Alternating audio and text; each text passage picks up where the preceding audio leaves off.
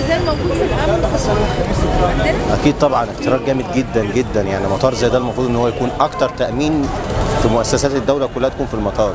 ازاي الطياره اصلا يعني الوضع زي ده لما بيحصل في العربيات النهارده احنا بنقول مصر ما فيهاش امن. دي حاجه مفزعه جدا. والله انا شايف ان في تاثير امني جامد جدا في موضوع الطياره ده، لان الموضوع المطار ده مش سهل لاي حد ان هو يخش، لان في رقابه اداريه وفي رقابه امنيه على اعلى مستوى. انا لسه كنت مسافر للسعوديه من 15 يوم تقريبا.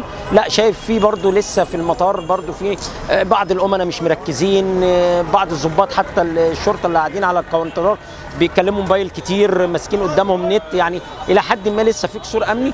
هو ربما يكون عمل ارهابي فوق مستوى يعني الحدود يعني. طبعا في اختراق امني، يعني طالما الطياره اتخطفت يبقى اكيد في اختراق امني، لان لو ما فيش اختراق امني ما كانش حصل ده كله يعني.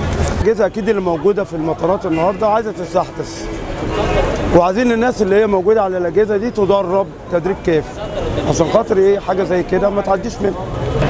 حتى لو في لازم اعمل حساب الشعب، اعمل حساب سمعه مصر. هو ما كانش معاه حزام اناسف، ازاي الملفون فيه حزام اناسف ما كانش معدي من المطار؟ صح ولا مش صح؟ انا راجل سافرت كذا مره، التفتيش ذاتي ما بيخلوش، ما بيعدوش الهوا. الحزام لما اخذ الحذاء كل ده بيتقلع. كانوا جابوه من خلال كاميرا المراقبه اللي على باب التفتيش، وكانوا طلعوا جابوه من الطياره.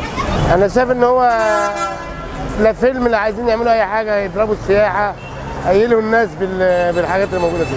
بس ممكن حل من اتنين، اما فعلا مختله عقليا وهي جت حظنا في الوقت اللي هو مش يجب انه يكون فيه كده، واما ان ده شغل بقى مخابرات بيتعمل بيه برضو نوع من انواع التهديد للامن القومي المصري، او نوع من انواع السيطره الاعلاميه العالميه، الميديا طبعا والنت والكلام ده كله.